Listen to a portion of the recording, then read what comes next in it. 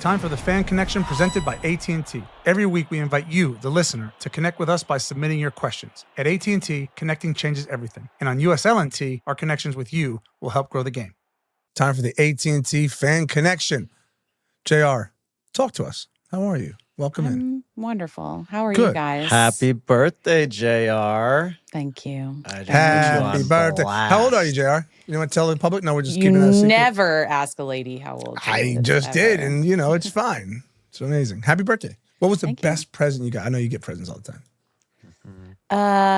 I don't. This is a really hard question. I don't want to pass. You don't hurt someone's. All right, what was the flavor cake? Did you have cupcakes, cake? I always get Carvel ice cream cake with extra chocolate. I love that about you. It's so Northeast. Yeah. There's people on this podcast going, can Carvel ice cream cake. Ask our listeners to send gifts to Jordan for her birthday? And then next week, you tell us which one was the best. Yeah. Okay. Yeah. Amazing. Love that. Carvel ice cream cake. That's so good. Isn't it the whale? Oh, Fudgy the Whale. No, we just get like a regular cake-shaped one. Fudgy the Whale. I know the name. Landon has no idea. Zero I was clue. actually saying to Landon before, Tim, you joined before, he was asking me what I did this weekend, and I actually got a tattoo on Friday, and it's like an old school gramophone, and 1999 by Prince is coming out of the gramophone, but it's not playing a record, it's playing a Carvel ice cream cake, which is just incredible. Please send me a picture. That's amazing. I was going to get a Friday 13th tattoo and I just balked. I just got too busy. We have to get some unfiltered soccer tattoos, I think. I'm down. We need. Yeah. I'll get Landon's signature on my butt. Landon's signature on my butt. Just because that's what we did. It's party tats. Party so tats. Stupid. I'll do it. Landon's not tattooed enough for party tats. If Timo Werner wins the Golden Boot, I'll get a Landon Donovan ass tat. Somebody slapping a cow with a banjo is what Tim's getting. There you go. Yeah, that'd be good. Landon still there. It's amazing. All right, let's start with a comment. This one's from Dan via email. He says, I absolutely love the podcast and would love to know if you guys will be doing a UK tour. What do you think? Oh, we could. Great shout, by the way. Huh. Dan, please write us back and let us know where in the UK you are so we can start there. It's very important. Yeah, that's a Jordan question. Would I do live podcasts in the UK? Yes. I would too. Yeah. Okay. Okay, here's a question. This is a great question, and I hope that the two of you can answer this question. This one is from Jeff via email. Jeff says, heard it a few times on the show. What's the acronym USLNT stand for? Oh, really? They don't know that yet? I don't know, but apparently Jeff doesn't. All right, Jeff. Unfiltered soccer with Landon and Tim. What people don't know is that the real name of the show is USLNT and JR. Set myself up for this. And Jordan Rizzieri. So that's the real name. We're working on our rebranding right now. But that will be going forward at some point. Yeah, it's Unfiltered Soccer. Landon and Tim. Boom, bosh. I just really like the fact that the acronym sounds like USMNT, which is something that we talk about all the time. Oh, absolutely. Is that why they did that? Yes. You taking a piss? Are you? Yes, I am. Of course. Oh, I'm about to say, bro. I just don't know. You figured that know out. It was President's Day. I mean, Jesus.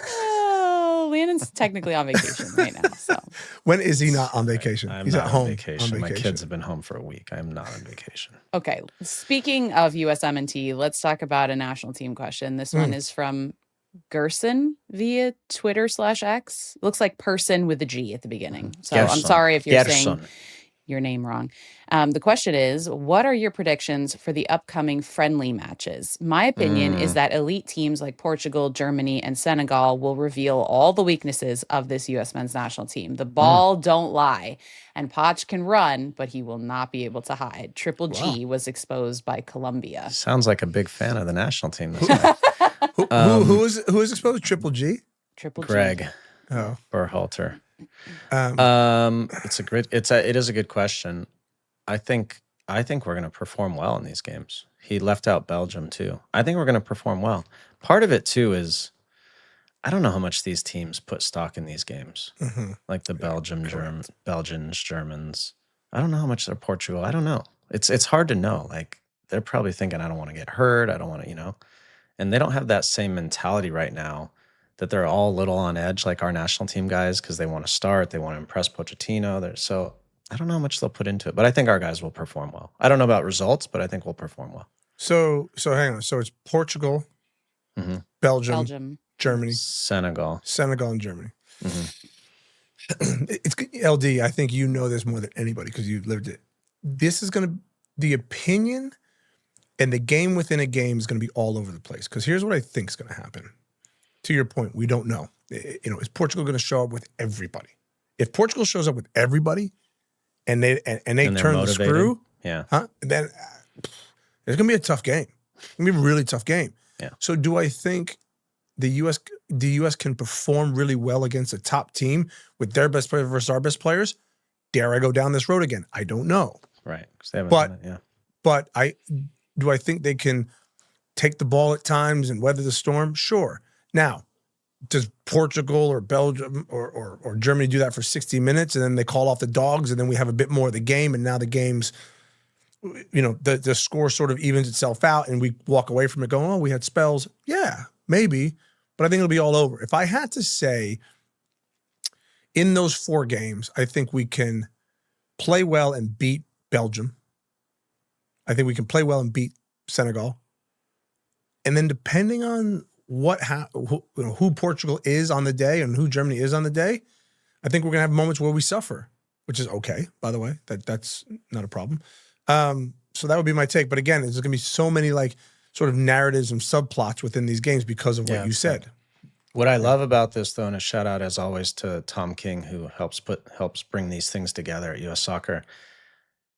All of these games are basically round of 32, round of 16 quarterfinal games, right? So like if and when we get out of the group, this is exactly what we're going to see. We're going to see a Belgium or a Senegal, or we're going to see these teams. And if you get past 32, you're going to see another one of them. And so we're going to know. We're going to find out a lot. For sure. Can I ask a follow-up question?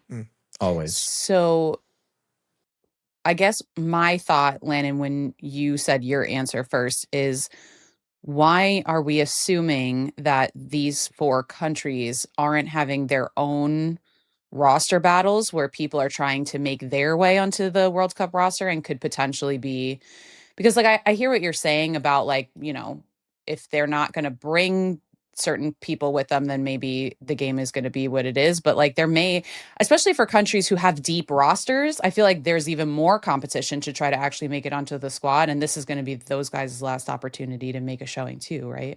Here's why we didn't go through qualifying. These teams have had the same. We didn't go through AFCON, African Nations Cup, that Senegal just went through. These teams have played the majority of their same players for the last few years. They didn't have a coaching change. Correct me if I'm wrong. Any of these teams have a coaching change in the last few years? So that urgency and didn't go through like the roller coaster ride our team has gone through, where we were really bad last summer. And so now like everyone's a little bit on eggshells, which I think is good. So there's all these dynamics going in, plus we're at home, plus it's a home World Cup. There's just more that goes into the psyche for our team than these teams. Let me also jump on the back of that. And this is nobody listening to this podcast when I hear this.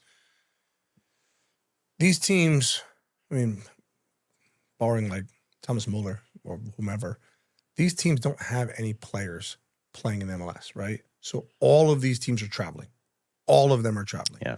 So if you look at Senegal as an example, well, probably not the best example, but Portugal. I mean, we do know, by the way, to Landon's point, we could probably name, 9, 10 of their starters? Because they're like household names. So are all of those players traveling across the ocean to come play here? Because I would guarantee, I don't know their schedule, and someone can give it to me, and I'll hold my hand up if I'm wrong. I can guarantee that on the run-in to the World Cup, 4 or 5 games, the U.S. playing the U.S. men is probably not their hardest game. Blasphemous, disrespectful. I'm just saying I've lived that as a player. I've lived that. Yep. So are we going to see Portugal's best team? Are we going to see Belgium's best team? We'll see. And if you do see their best team, are they motivated? Like, are they really worried about dying for a result that day the way we are? No. The answer is no. So Okay, this question is from Ben via email. Greetings from Ireland. A lot of Greetings, Ben. Other side of the pond questions coming in this week. Ben says, I love the podcast. It's a great insight into how rapid the sport is growing in a country where it wasn't traditionally one of the top 3 sports. I'm curious for you both, but especially for Tim with his time in the Premier League, who is the best Irish player you have ever played with or against during your careers? We had a legendary keeper in Shay Given. I imagine he's someone you would have a lot of respect for being in the goalkeepers union. Who else comes to mind? Who's our Irish friend? What's his name? Ben. Ben. I am not a card carrying member of the Such a lie. That's the biggest myth in the world. Lies. Goalkeepers stick together. We can't wait for the other guy's downfall. Yeah, the answer is easy. It's like when Bill Belichick gets asked who's the best player he's ever coached, and he scoffs at it because it's Lawrence Taylor. It's for me, it's Roy Keane. He's the greatest Irish player in history. I played with some good Irish players. James McCarthy, Aidan McGeady, who had just magical feet, but like the best of the best is Roy Keane, hands down.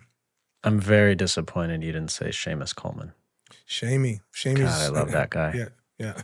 Seamus is certainly he's up there, isn't he? Top 2. I mean, he's going to be president of the country one day. He should be. You want to talk about one of the greatest human beings in the world? He is amazing. Seamus Coleman.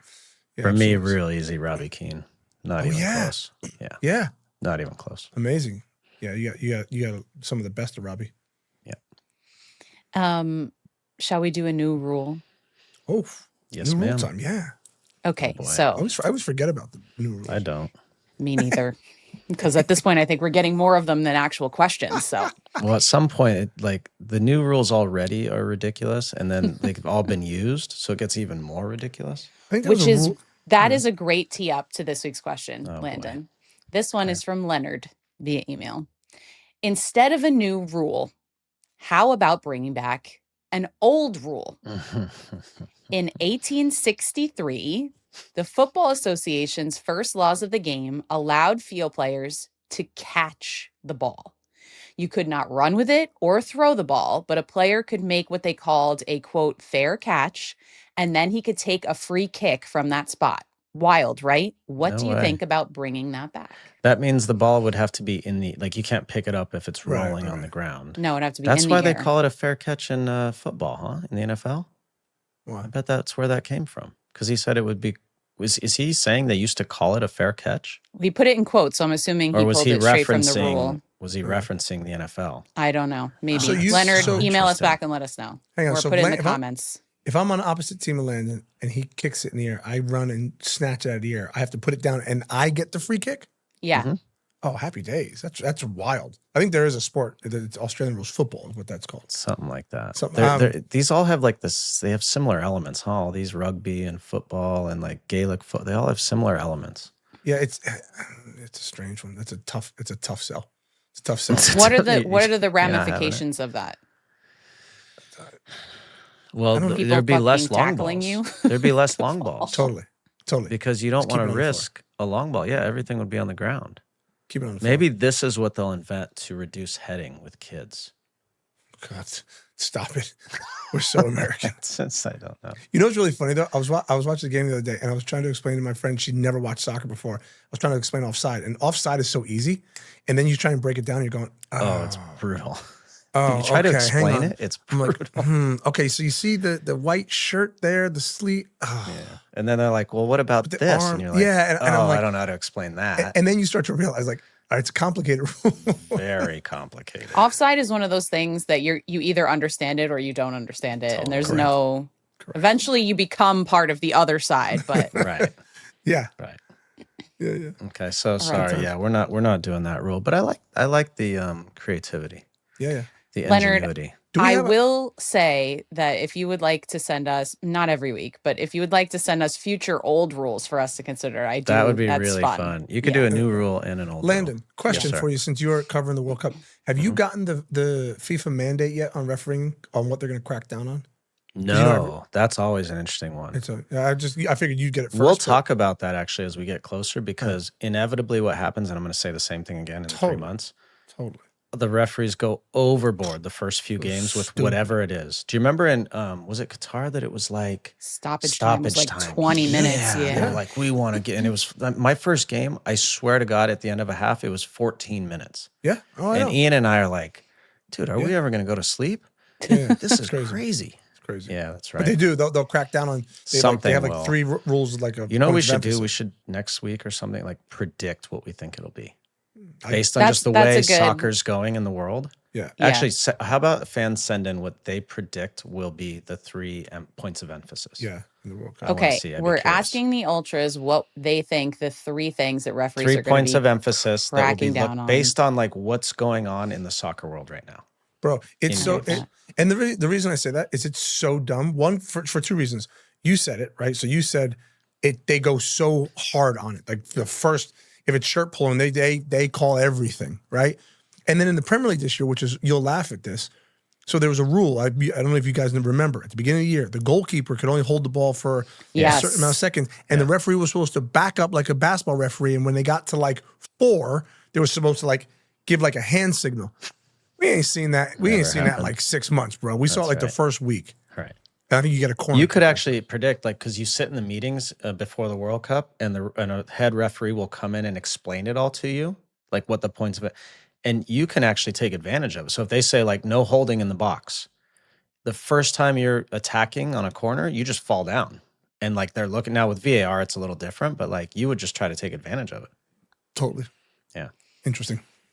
Okay, well, if you would like to send in your 3 guesses, you can do so to feedback@unfilteredsoccer.com. Also, your new old rules as well. That'd be cool if someone actually gets all 3, like predicts right now what all 3 points. It's they usually get a 3, Landon right? Donovan signed jersey, don't they? Isn't that the tattoo of a banjo on my signature. You holding the banjo.